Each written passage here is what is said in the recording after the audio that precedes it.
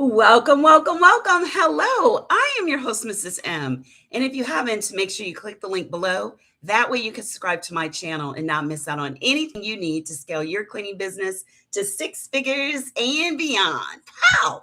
So, in this series, I'm going to actually talk about what's the next right thing to do to get money in your account, and then a couple of other things that I noticed people called about questions that you probably have dealt with. So, one of the questions before I get to what's the next right move, one of the questions I received yesterday, very early in the morning, was from one of our students that had mentioned she has an account. She really, really needs the money.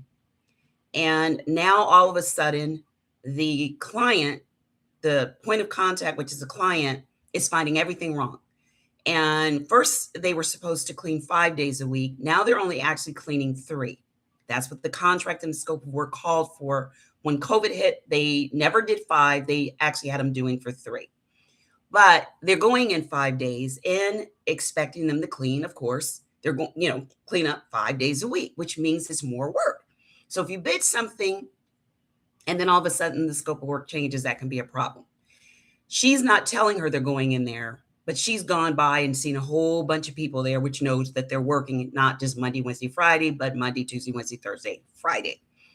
The problem is, I feel the client does no longer want her. She's telling her they're finding crumbs in the microwave and there was a paper clip behind the door. Now, the same client was really happy with her work less than a month ago. But then she asked her, do you guys have any room or are you hiring? I've got two great people that would love a job with your company. She said, no, we're not, which she already has her own crew. She doesn't need anyone. But I feel that that person that the point of contact wanted her to hire was maybe a friend or a family member that she wanted to actually do the account. Now, I asked her a crucial question that I want you to think about. What does your contract say?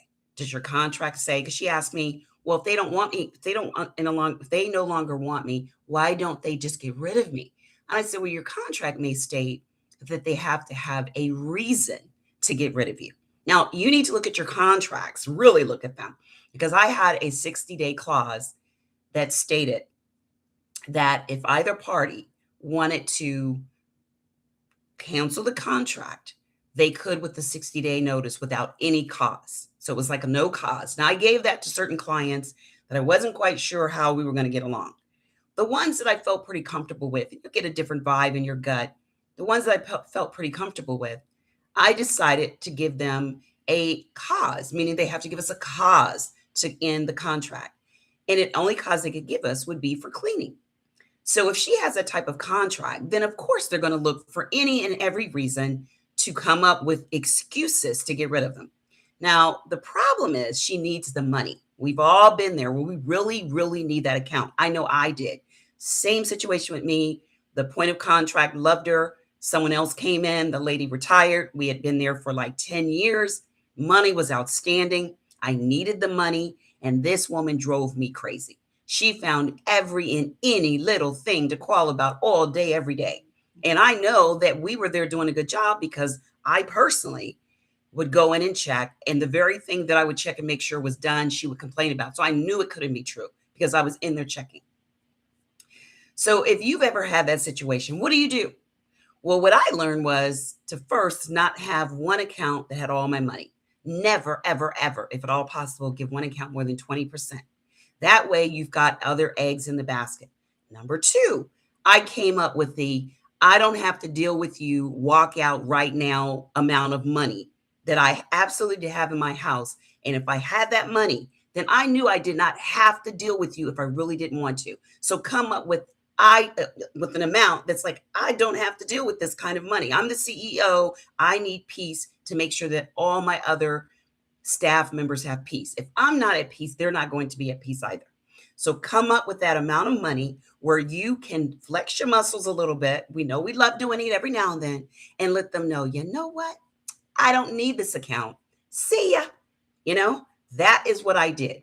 And when that amount of money gets low, then you make sure you hustle. Because if you give them a 60-day out clause, 9 times out of 10, if you're on your game, which is meaning that you're marketing on a regular basis, you should not take more than 60 days to at least replace half of that account.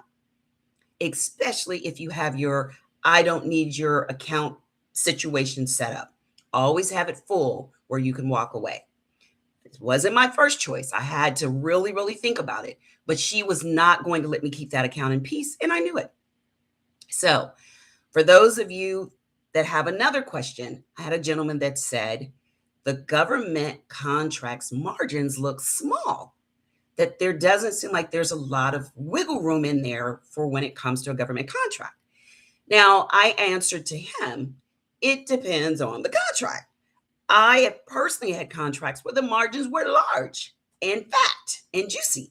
So I know personally that I've had those, and I've seen contracts and bids where the margins really, really small, like razor thin. And you wonder to yourself, is it worth going after all the things? Now that's a yes and a no question. Yes, yes, no, no. It depends on, once again, your financial situation. If you want to get your feet wet in government cleaning contracts, taking a small contract to show them what you're able to do is worth going in and doing it. Even having a small contract allows you to say, I've done a contract with the government. You'd be surprised how far that goes. So I say the margins are larger than what you probably imagine, but it all depends on the type of contract. Like everything else, I've seen thousands of contracts from the government for cleaning.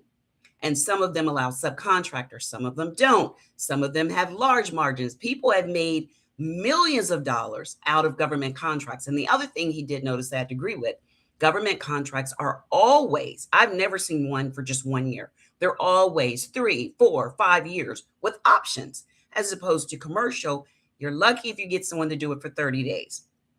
And normally, I've never seen the government have someone that they favor, that they want to get the contract that you have. That normally happens a lot with commercial. Commercial is normally when you have to deal with that. So what's the next right thing? What's the next thing? Right now, my main focus is for those of you that do not have any contracts at all. It is really, really frightening when you know you've stepped out there and you've stepped out there on faith. You've already said, you know what? I am going to do it. This is my year. Now we're in the first quarter. So we need to kind of look at an assessment of where we are. What are we doing that's working? And what are we doing that's not? If you are not doing at least 200 contacts, they don't have to be cold calls. They could be business cards. You could walk out and get flyers. But I like the magic number 200 because I've talked to people, and that is around the number where they start to get some momentum. That's when they start to get people to say, you know what? I want you to come do a walkthrough. So let's kind of take an assessment. There's the attraction, the acquire, and the retention. You need to figure out where you are. Are you getting phone calls asking for walkthroughs? If you're not, you have a problem with lead gen. You need more leads. You need to really fill up your pipeline, your sales pipeline, whatever you want to call it. You need some money, right? Let's shake our head yes. So what are we going to do? We're going to get busy. We are going to roll up our sleeves. I have short sleeves on, so I can't roll them up, but you know what I'm saying. And we're going to say, what can I do right now? What's the next right thing to do? And the next right thing to do could be to hire Fiverr if you work a 9 to 5 and you don't have time, or to look at going out on the weekends when you do have time, passing out business cards or passing out flyers or putting on a t-shirt, passing out pens. But the key is to get busy being active. Implementation is the key right now when your back is against the wall and you need that money coming in to pay your bills. It's all about survival right now. We're not thriving yet. We're just surviving. Trust me, I've had to do that. Payroll is due. I'm petrified. I don't know how I'm going to get the money. So I know exactly what you're talking about. Or you've got to pay your rent or your mortgage, your daycare, or whatever it is, you need the money. So get busy focusing on what's in your area, whether you're doing commercial. What is in your area that you can think that the decision makers are there? I would go out on a Saturday and I would go to some retail stores and just walk up and say, hey, do you mind if I do your windows? Do you mind if we give your floor, clean your floor, carpets? That's when I got into survival mode. It was all about making sure I never had to go back to that job or that I never had to worry about paying what I need to pay. So what's the next right thing? Getting in the lead gen. Like I said, you can do Fiverr, have people call if you don't like cold calls. We've got someone that is really good for $30. That's tax included. So you have no reason. All you have to do is come up with your own calling list. You can get that from manta.com, you can get it from yellowpages.com, but get busy. And if you want, I will make sure you can call me and I'll make sure I give you the information for Fiverr. But you can go on to fiverr.com, and I think his name is FG Designer. FG Designer is the one that we've used. He's gotten our students, clients, us great, great contracts, or I'm sorry, not contracts, appointments. It's up to you to land it, but he did get your foot in the door. He seems to be really good. He's Pakistan, but he speaks English well. And like I said, I love the price. He does 50 appointments for you. He does callbacks, everything. So that, and there's a lot of people that do that right here, right in our area. So if you don't want to do Fiverr because of, you just might have a thing where not want to do Fiverr, you want to see the person, you may pay more. That's why I always say Fiverr, because I've gotten the experience from him. So he will call, you get the list together and come up with your script. And I've gone over scripts over and over again. The goal is to get the name of the appointment setter or the appointment person. The goal when they're setting the appointments is to get the name of the decision maker. I don't like when people call and say, can I speak to the person that's in charge of blah, blah, blah. I don't like that. That's just me. So what you may want to do is you may want to have a step where you say, whoever answers the phone, could I have the name of the person that's in charge of it, and get the name? And then that may be what you want him to do. And then you may then have him follow up with asking for that person, or you may want to go by that building because Manta has the addresses and everything. So there's so many things you can do, but get busy. Now, if it's government, then you want to make sure you get busy with the agencies. Choose your three, like I talk about all the time in my workshops. So in the workshop, I talk about choosing 3 agencies that are within your area. You can walk to them. Veterans, Medicaid, Medicare, Social Security, all of those are in your area where you can physically go. The key to this, like anything else, is building that relationship. Now, government takes a little bit longer than commercial. Commercial, you can, they can decide right then. But I've seen government where you've gone in and gotten the contract, the bid solicitation, and then 2 weeks later, you've gotten the contract. I've seen it firsthand. It's happened to me. And that is when you're doing micro purchases and when you are building that relationship. Like I said, get behind the desk.